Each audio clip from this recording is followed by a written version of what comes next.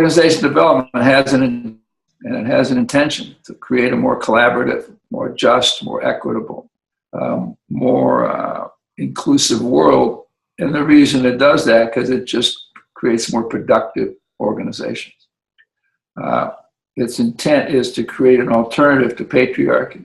Its intent is to realize that the people at the top don't know any more than the people in the middle, at the bottom, and in some ways, the inmates run the prison. So our contribution to organizations is to try to balance out the voices and the influence and the sense of accountability.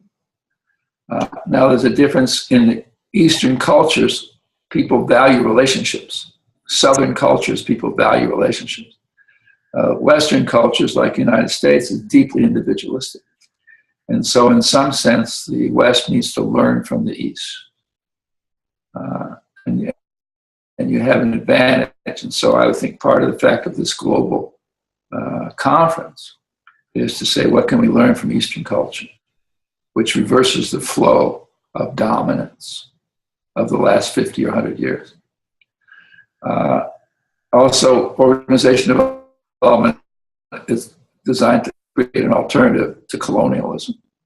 And in my notion, economically, we're entering the era of the end of consumerism. And so up to now, we've measured ourselves by GDP. We've measured ourselves by average annual income. That measure is unsustainable. And it's hard to recognize that because the airwaves are controlled by the religion called consumerism. But it seems to me that we're in an era where relationship, self-sufficiency, community is going to be most valued. And my happiness cannot be measured over a certain level by consumer consumption, average annual income. And so I think organization development should get interested in economics. I'm interested in economics. I'm interested in alternative economics, in cooperative economies, in economies of generosity.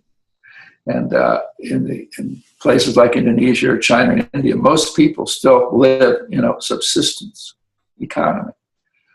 But in a consumer world, we have contempt for subsistence living. So we're going to have to revalue subsistence living. And so what this function knows about is how to organize human beings. You know when you get 100 people in the room what to do with them. But most of the culture doesn't. Most of the world, when they get them in a room, they line them up in rows like sardines. And they speak and use PowerPoint. And then they ask if they have any questions. And that's not good conditions for learning or transformation. So it seems to me that this conference in its process and the way you come together and its content says, well, why don't we be a stance or a moment in the world where we experience the transformation, which is the only way transformation occurs is when it's chosen. You can't transform other people. That's colonialism. You can't develop other people. That's colonialism. You can't do performance appraisals. That's just a reminder every year that I own you. So you're trying to create a collaborative culture. And to me, civil service is a great group to do that because that's called public service. So come to this conference. There's a lot of CEOs coming, and this will be the one conference where we welcome CEOs as learners and participants.